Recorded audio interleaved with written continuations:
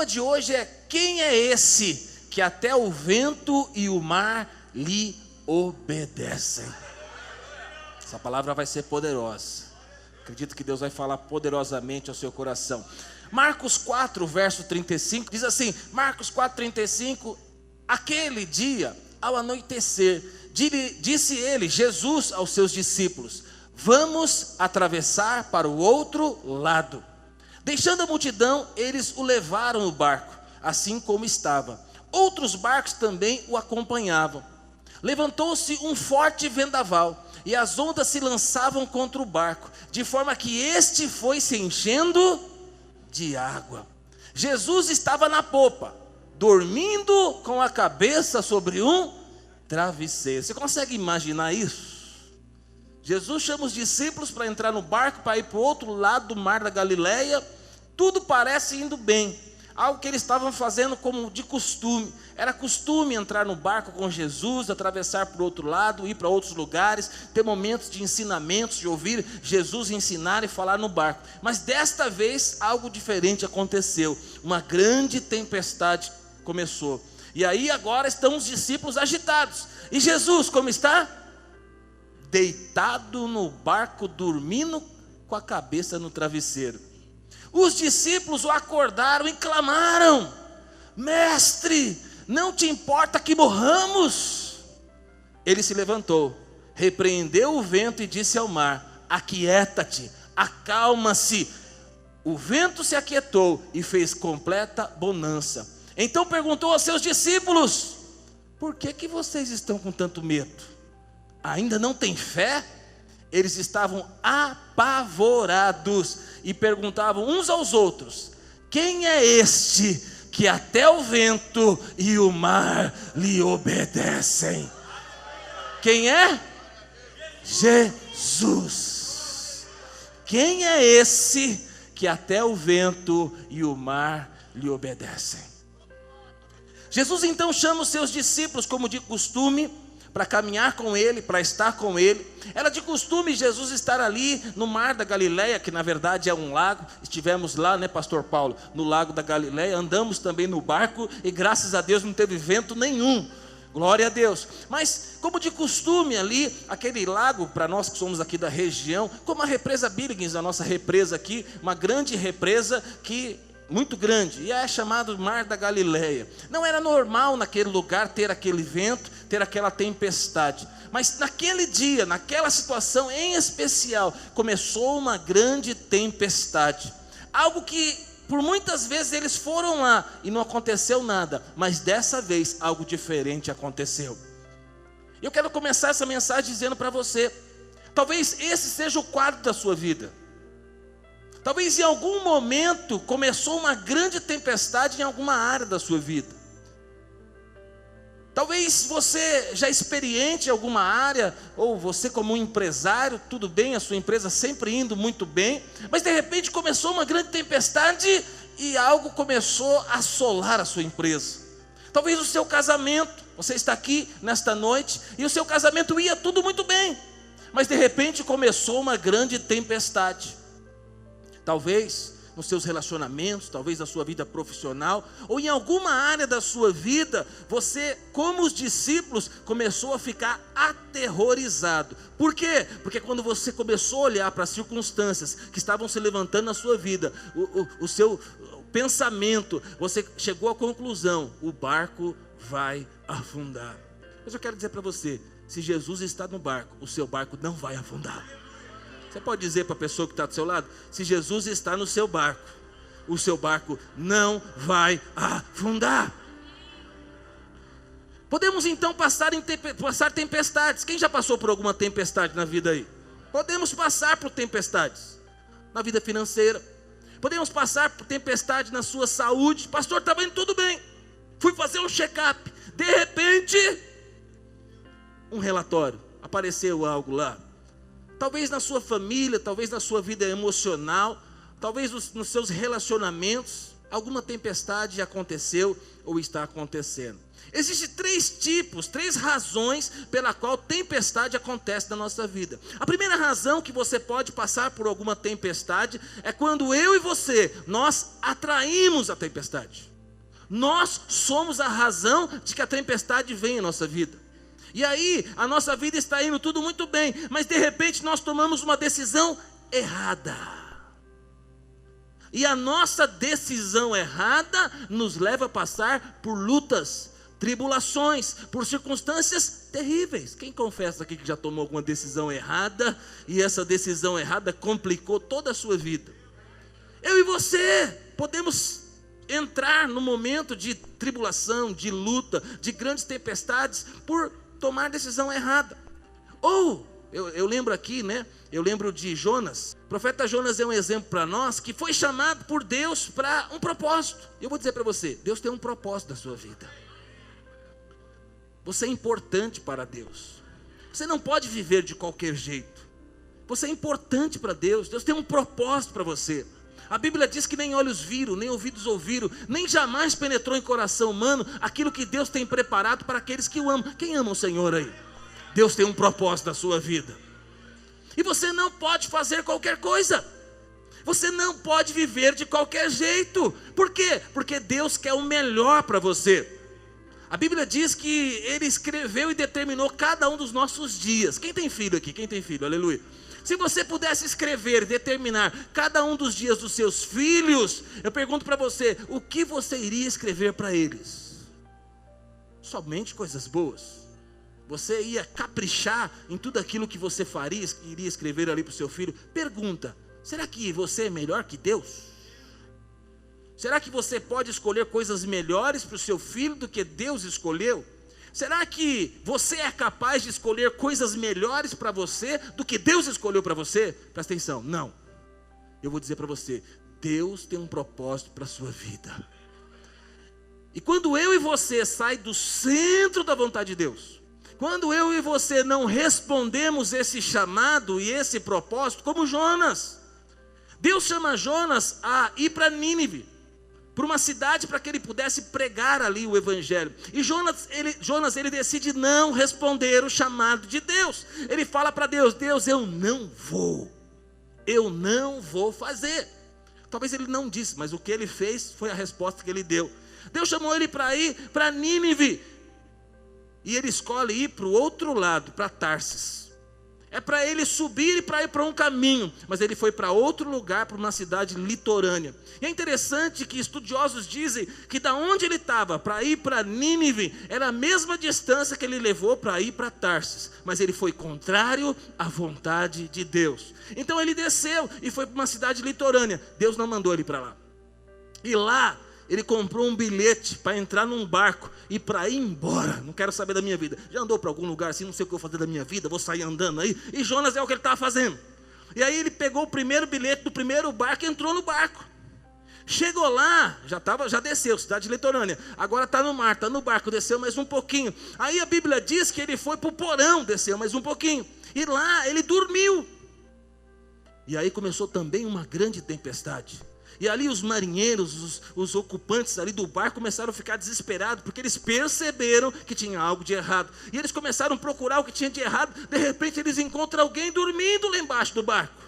Fala, cara, quem é você? O que você está fazendo aqui? E começa a fazer perguntas para ele. E eles descobrem que o grande problema é que Jonas estava no barco e que ele estava desobedecendo à vontade de Deus. E aí o que eles decidem fazer? Eles pegam Jonas e lançam no mar.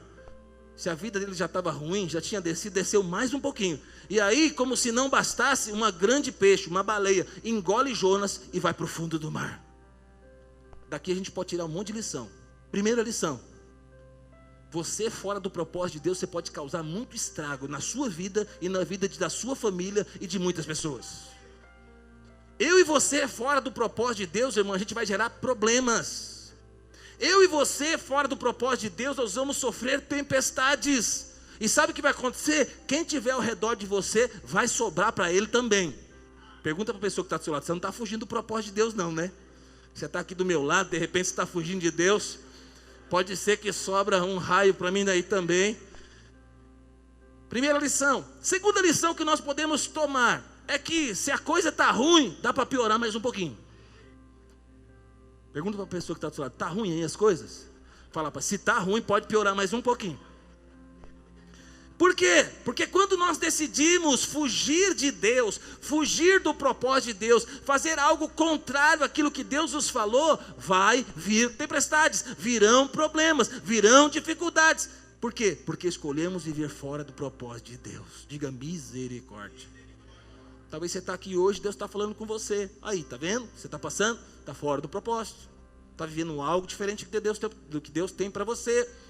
E aí, eu estou te alertando, vai sobrar para os seus filhos, vai sobrar para a sua família, vai sobrar para a sua empresa, vai sobrar para os seus funcionários. Por quê? Porque você está fora do propósito de Deus. Segundo, as tempestades, elas podem também ser conduzidas por Deus para testar a nossa fé. Então, primeiro, a tempestade pode vir na minha vida, por quê? Porque eu sou a causa, eu estou fora do propósito de Deus.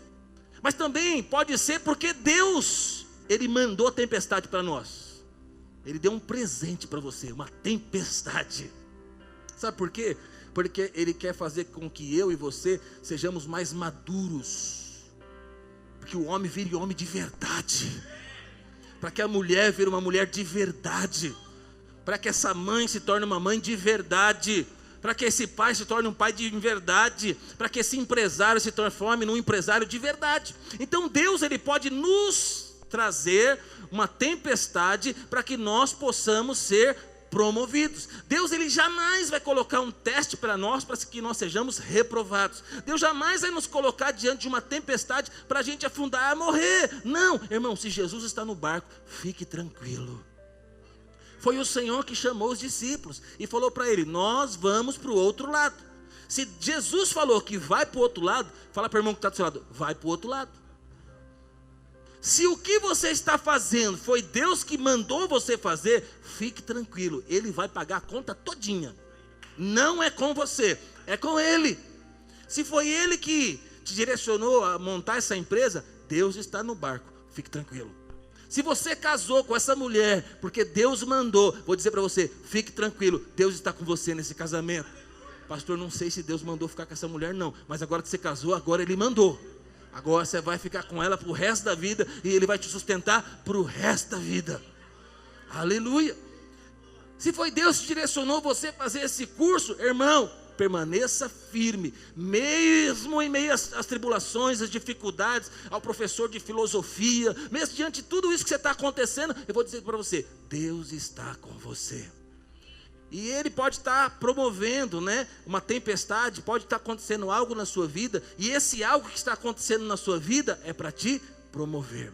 As tempestades são pedagógicas, elas vão te ensinar. Presta atenção, tem coisas que você chorou lá atrás que você não chora mais. Tem coisas que você deixou de dormir por causa de ansiedade e medo, que não faz você mais parar de dormir não, você dorme. Sabe por quê? Fala para a pessoa que está do seu lado: você cresceu, você adulteceu, você amadureceu. Você não é mais aquela meninona, você não é mais aquele meninão, você é alguém mais maduro. E eu costumo dizer: olha para o tamanho dos seus inimigos. Se os seus inimigos são grandes, é porque você cresceu e você é uma pessoa grande. Mas se seus inimigos são pequenos e insignificantes, é porque você ainda não cresceu.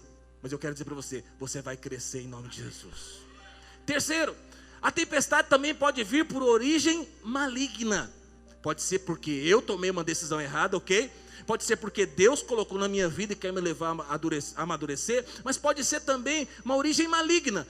Pelo que a gente vê aqui no texto, os estudiosos dizem, aqui foi uma tempestade porque Jesus ia para o outro lado do barco. E se você continuar lendo o texto que nós acabamos de ler, você vai ver que lá do outro lado tinha um gadareno. Tinha um homem cheio de demônios. E que Jesus iria expulsar aqueles demônios iam embora e aquele homem ia pregar para 10 cidades. ia ser usado poderosamente por Deus. Então estudiosos dizem que a grande questão, o que aconteceu ali, é que o diabo não gostaria, não queria que eles chegassem do outro lado, porque haveria um grande milagre e uma grande libertação.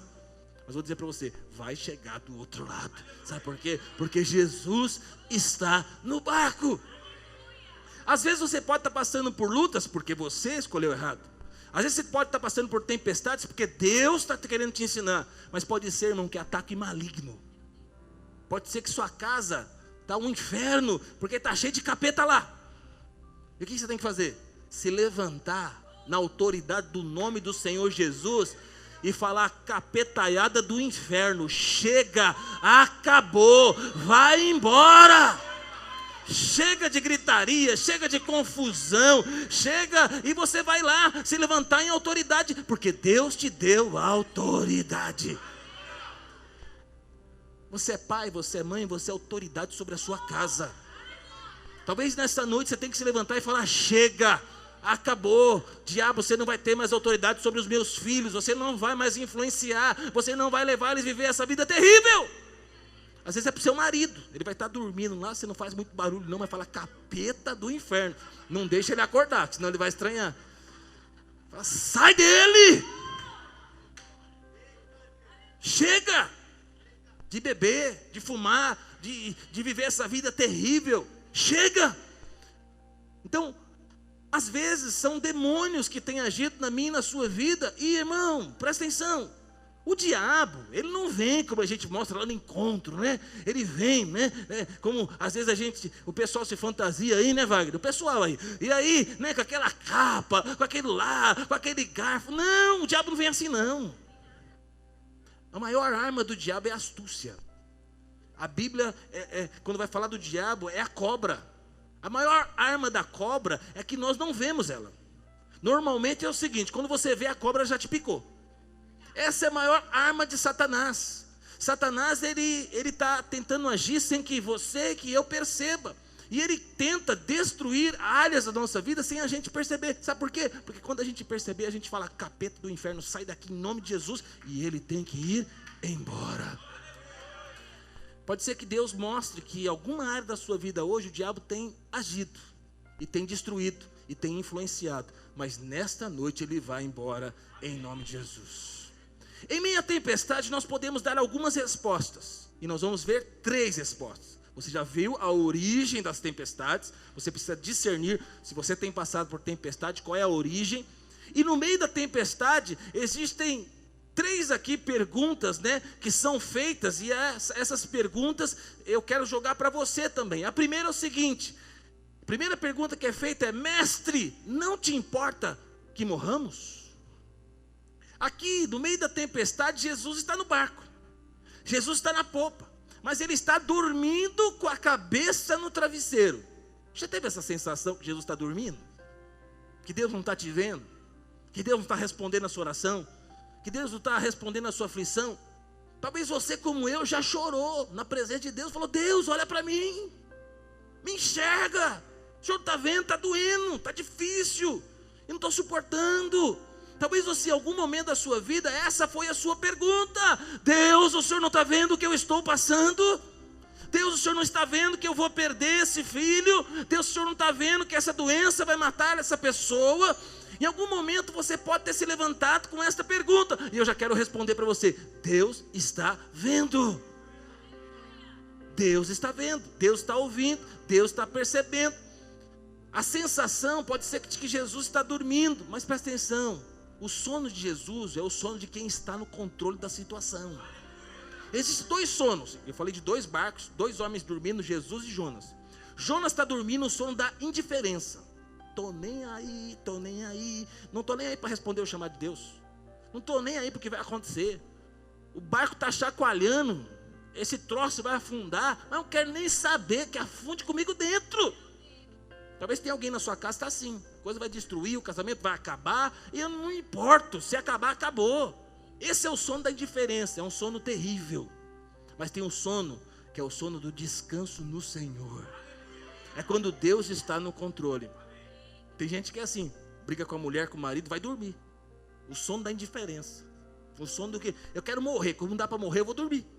E aí morre por 12 horas, morre por 16 horas, morre por 18 horas. Esse é o sono da indiferença. Esse sono é um sono terrível. Esse é o sono de quem não se importa. Esse é o sono de quem quer morrer e não consegue morrer. Esse é o sono de quem quer se desligar desse mundo. Você não foi chamado para dormir esse sono. Você foi chamado para dormir o sono do descanso.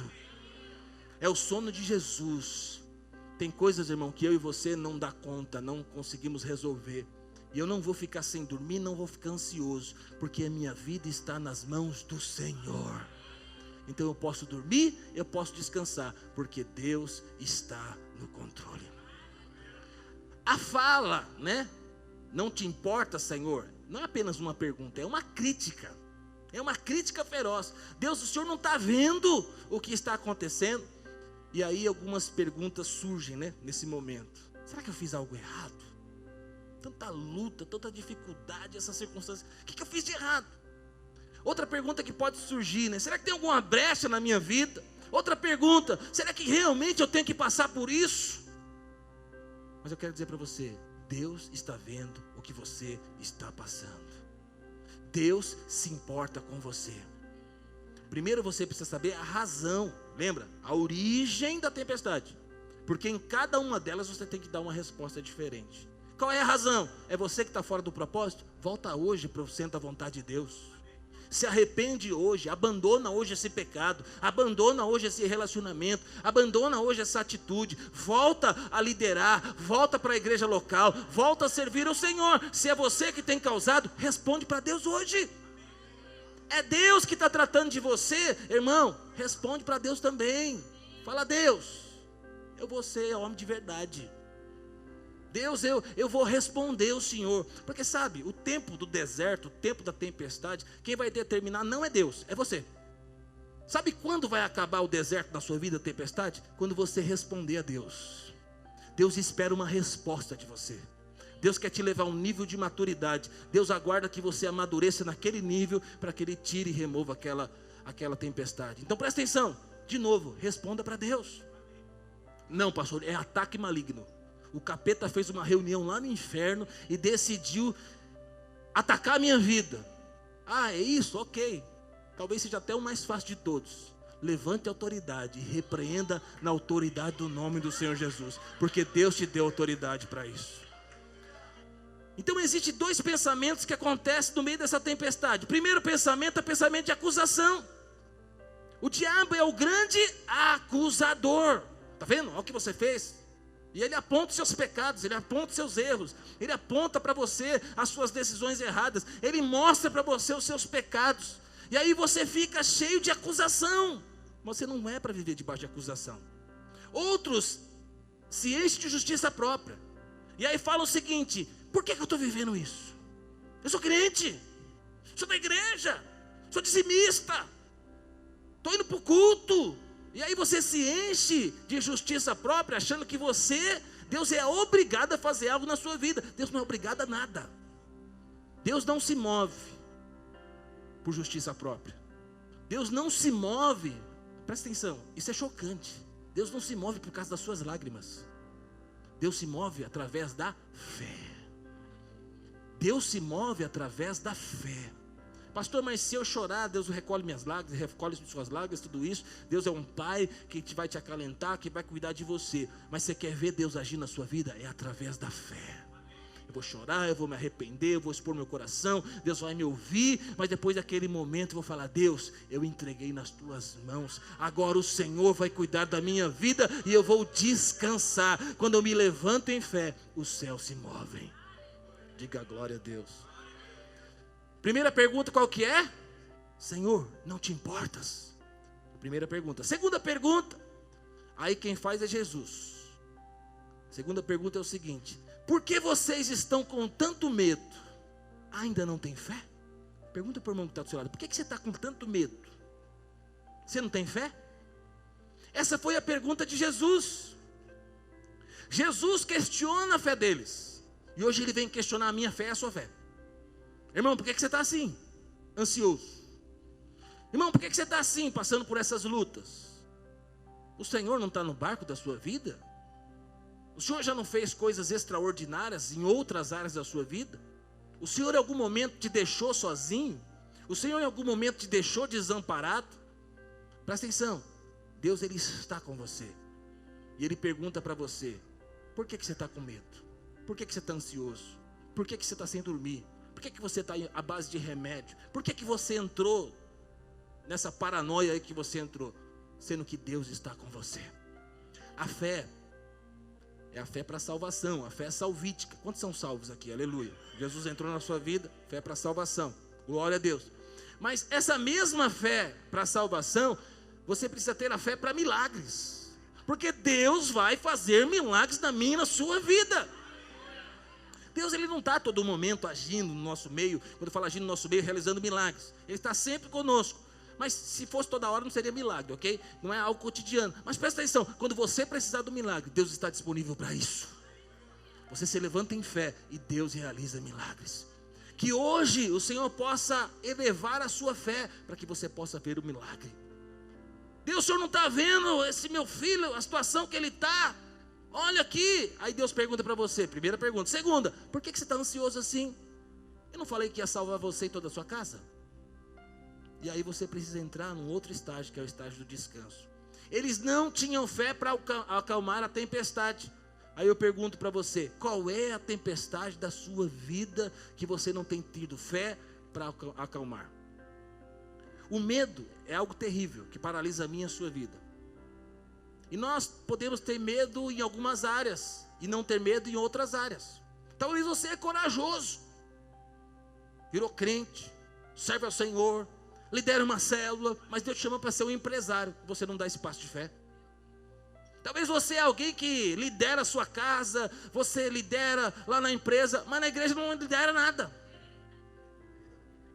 Talvez você é alguém resolvida, mas não tira a carta e não dirige. O medo paralisa as nossas vidas. Talvez você é alguém descolada para tudo, mas não casa. Tem medo de homem, tem medo de mulher, meu Deus do céu. Sai em nome de Jesus. Você vai casar. Talvez você é alguém que o seu chefe já te chamou várias vezes para conversar, para mudar o seu cargo, para te dar uma nova função. Mas você já recuou várias vezes, para não falar outra palavra, feia. Você já recuou, amarelou várias vezes. O que é isso? O medo. E o Senhor está falando assim para você, por que você está com tanto medo de assumir essa função? Por que você está com tanto medo de assumir uma liderança de uma célula? Por que você está com tanto medo de abrir a sua casa para fazer uma casa de milagre? Por que você está com tanto medo de casar? Eu não estou no barco da sua vida? Não sou eu que estou falando com você? Ou você acha que é você que vai fazer? É você que vai fazer? Ah, se é você que vai fazer, então eu vou dizer para você, tenha medo mesmo. Porque se é você que vai fazer, pode ser que não dê certo. Mas se Deus está com você, eu garanto, vai dar certo. Aleluia.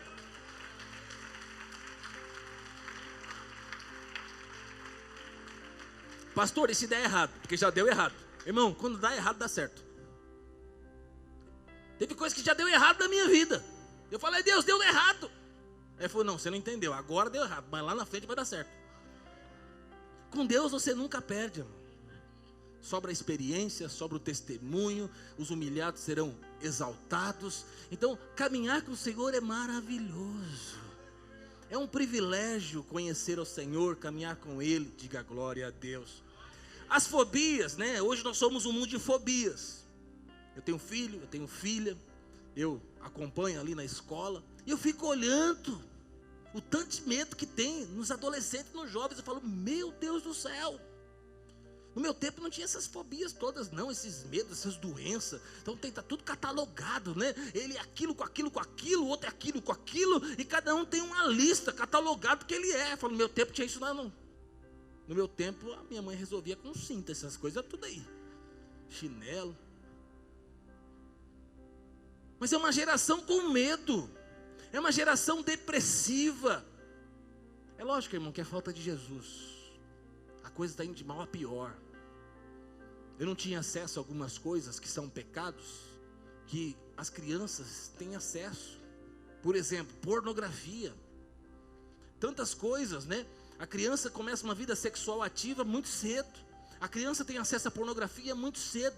Então eu olho para as crianças, para os pré-adolescentes, para os adolescentes, para os jovens, e eu vejo que eles vivem hoje, e quanto eles se atolam no pecado, e quantas experiências terríveis eles têm muito cedo, e eu falo, meu Deus do céu, o que é isso? Consequência do pecado. E hoje a nossa sociedade é cheia de medo, medo de altura, medo de lugar fechado, medo de elevador, medo de andar na rua, medo de ladrão. Irmão, nós ficava até meia-noite na rua, tudo criança, jogando bola, todo mundo.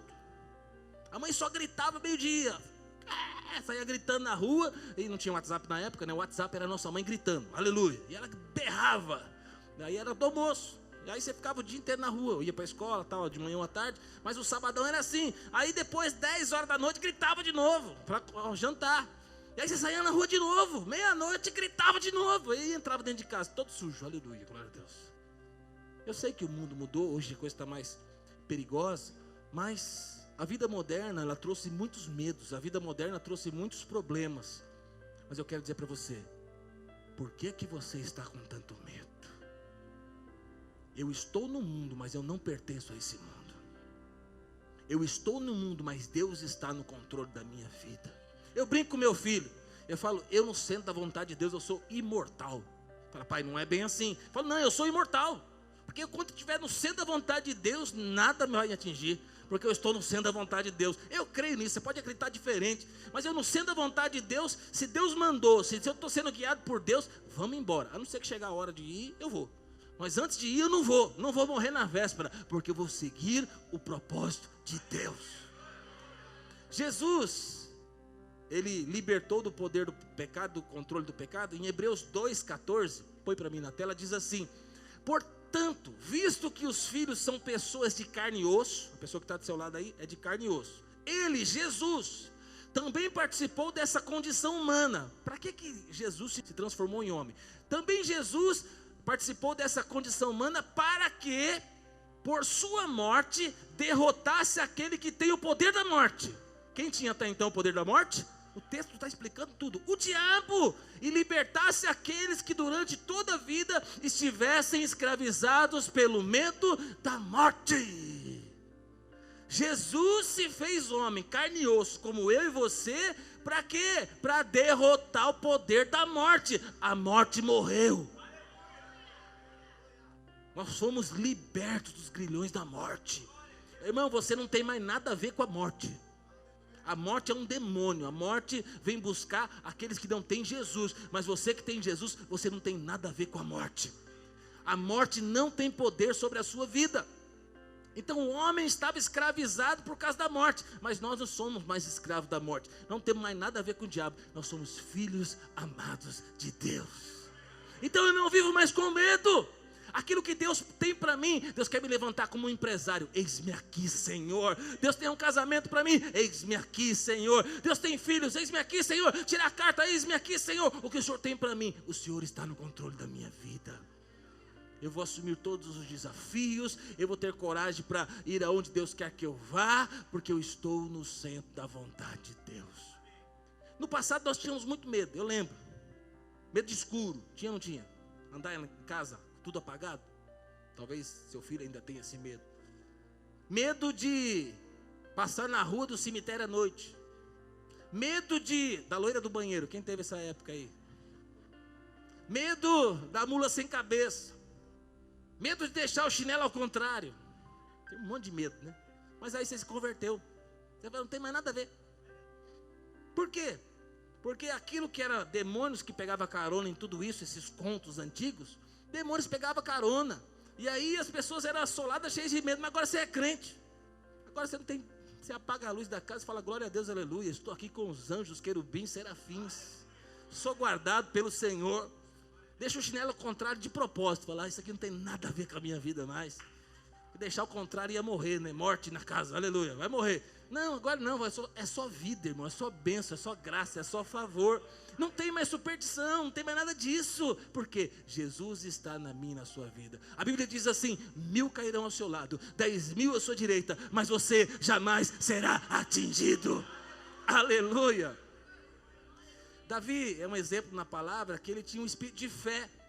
E ele tinha, por causa do seu espírito de fé, ele venceu os seus inimigos porque ele não tinha medo. Davi escreveu o seguinte, Salmos 34, 4.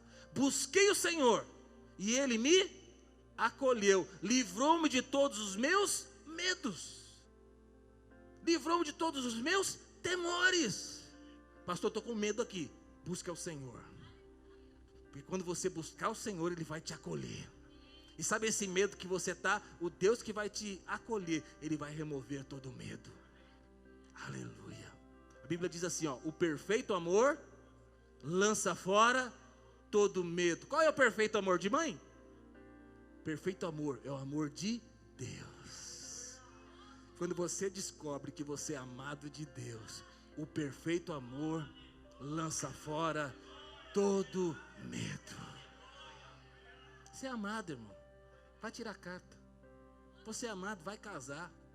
Você é amado, vai ser empresário. Você é amado, vai liderar célula. Você é amado, vai fazer aquilo que Deus tem para a sua vida. Fala para a pessoa que está do lado, você é amado de Deus. Agora fala para ele, vai irmão, vai fazer. Se souber alguma coisa que ele tem que fazer, é marido, mulher, já fala, faz logo isso, vai tirar a carta logo, mulher. Vai montar essa empresa logo, é isso. Glória a Deus. A sua fé é acionada, a minha fé é acionada como? Falando. Paulo diz assim, crie, por isso falei. Cuidado com o que você fala. As suas palavras são sementes. Então fale de acordo com a palavra de Deus. Jesus estava dormindo, a tempestade estava acontecendo. Ele levantou e parou a tempestade? Não, ele levantou e falou, acalma-te, arreda-te, sai capetaiado, some daqui, acaba a tempestade. E é o que você tem que fazer. Uma das estratégias do diabo é fechar a sua boca, para você não falar. Você precisa falar de acordo com a vontade de Deus. Acorda cedo e fala, esse é o dia que Deus fez para a sua glória. Esse vai ser um dia poderoso. Você tem um comércio, fala, hoje eu vou vender tantos mil. Hoje eu vou atender tantos clientes, vou fechar tantos negócios. Hoje eu vou ter uma experiência especial, extraordinária com Deus. Então acorda de manhã e fala. Presta atenção. O diabo envia pessoas para falar, para acabar com a sua fé. Tem pessoas que chegam e falam e te jogam para baixo. Você não percebe, mas depois do caminhar do dia, você se sente pesado, ruim, difícil. Presta atenção, estou te ensinando algo aqui. Volta a fita e perceba o momento que você ficou chateado. Ou foi um enviado do capeta que veio falar algo para você que te abateu, ou foi o próprio diabo que jogou um pensamento na sua mente e você não percebeu. Às vezes você está assistindo lá o Plim Plim, está assistindo lá o noticiário, e você vê o governo, você vê a economia, você vê lá aquele cara falando, ou aquele outro, e aí você se abate, mas você na hora não percebe. E aí você vai dormir, você está ansioso, abatido, você não percebe, mas volta a fita e vê o que aconteceu para você ficar desse jeito. E aí, irmão, se levanta e fala, eu declaro que a crise que está no mundo não vai atingir a minha vida, não vai atingir a minha casa, não vai atingir a minha família. A doença, a pandemia, a miséria não vai chegar, porque 1000 cairão ao meu lado, 10.000 à minha direita, mas eu não vou ser atingido. Aleluia. O medo é um espírito, mas presta atenção, a fé é um espírito. Deus nos deu o espírito de fé. Você tem o Espírito Santo de Deus, e você foi chamado para andar em fé. A fé fala. A fé fala. Então se você tem fé, e você tem, abra sua boca e profetiza. A terceira pergunta é a seguinte: quem é esse que até o vento e o mar lhe obedecem? Quem é esse? Jesus. Quem é esse? Ele é Jesus, o Filho de Deus, aquele que se levanta e repreende o vento e o mar. Toda a natureza foi feita por Ele, está debaixo do governo e da autoridade dEle. Quem é esse? Ele é o Verbo que se fez carne, o Deus que se fez homem. Quem é este? Ele é aquele que nem os céus podem conter, nem foi enfaixado em panos, nem colocado numa tumba, mas ao terceiro dia Ele ressuscitou. Quem é este? Ele é o verdadeiro Deus que subjuga as obras do inferno e manifesta a realidade do reino dos céus. Quem é esse? Ele é Jesus, o Salvador, que liberta a sua vida e te dá experiências extraordinárias. Ele é o Cristo ressurreto que veio habitar entre nós e que veio habitar dentro de nós. Quem é este? Ele é o Senhor sobre todas as circunstâncias, Ele é soberano sobre toda a criação. Quem é esse? Ele é o Deus amado, é o Deus que te ama, é o Deus que é o seu Pai e tem cuidado de você. Quem é esse? Jesus. Ele é o Deus Todo-Poderoso.